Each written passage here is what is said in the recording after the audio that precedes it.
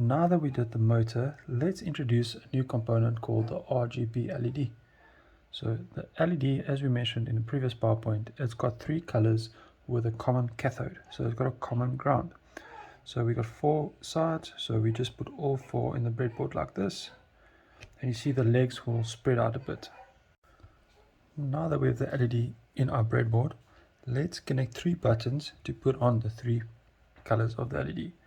As you know with the LED needs a resistor to limit the current. So let's connect our resistor. We will connect the resistor for the blue, green and red part. We connect the resistor just below one of the feet that you want to have the resistor connected to. And then we've got our cathode in the middle, resistor there on green. And then we add our last 220 ohm resistor on red. As we mentioned, we got a common cathode, which means a common ground.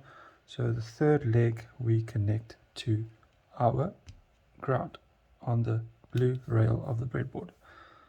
So now we just have to connect our buttons. I've got two extra buttons here. Connect.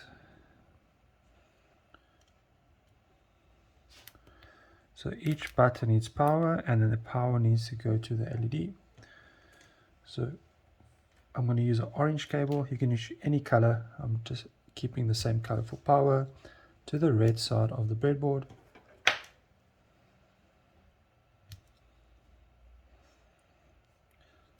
So I now got three buttons connected to my power to the red rail of my breadboard, and now I need to take the power to my LED. So I can do this actually at the bottom because the top and the bottom is connected through the button. So not through the breadboard, but through the button. So the top pin and the bottom pin is connected through the button and not the breadboard. Then we connect it to there. And we connect to the next LED. And the last one we connect to the last color, which is red.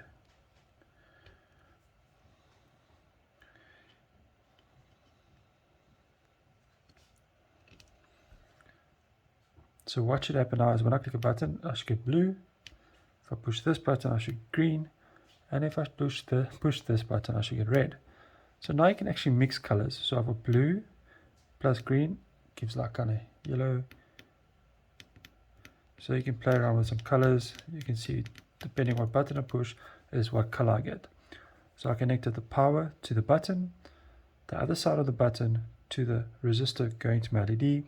Remember, in the middle of the breadboard, we connect top to bottom. To the side of the breadboard, we connect left to right. Let's add a speaker and make some noise when we put on the blue LED.